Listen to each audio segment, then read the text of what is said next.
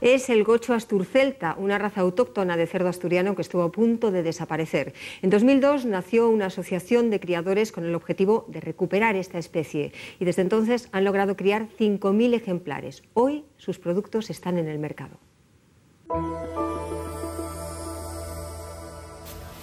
Son algunos de los últimos ejemplares de gocho asturcelta que acaban de nacer. Es el cerdo que siempre hubo en Asturias porque se adaptaba perfectamente a la orografía y al clima de esta región. En los años 50 del pasado siglo estaban censados más de 200.000 ejemplares, pero poco a poco se fue sustituyendo por otras razas más productivas que se sacrificaban con menos meses de cría. Prácticamente desapareció de las praderas asturianas, hasta que hace unos años un grupo de ganaderos decidió recuperarlo. Partieron de 6 ejemplares, 2 machos y 4 hembras. Es una especie muy amenazada porque lógicamente sigue siendo poco productor. Nosotros también por las características que queremos de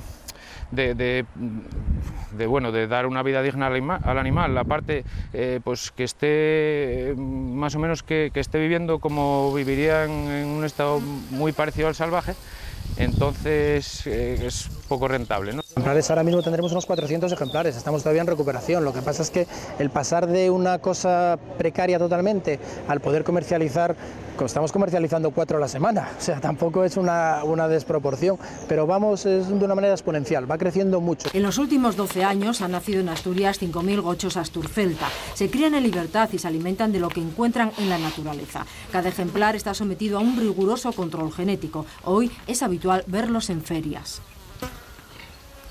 Todavía estamos ahí, pero sí, la gente cada vez es más propicia a ponerse a criar esta raza, sí. Además es un animal muy noble, muy agradecido, muy dócil. Con la recuperación de este animal está surgiendo poco a poco una industria productora y comercializadora.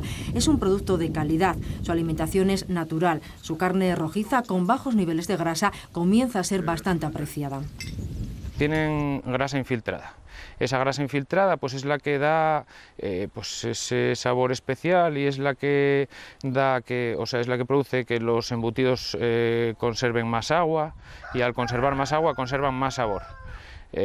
Bueno, es un producto de muy buena calidad, aconsejo probarlo. Hoy este animal, que estuvo a punto de desaparecer, está incluido en el catálogo oficial de razas de España.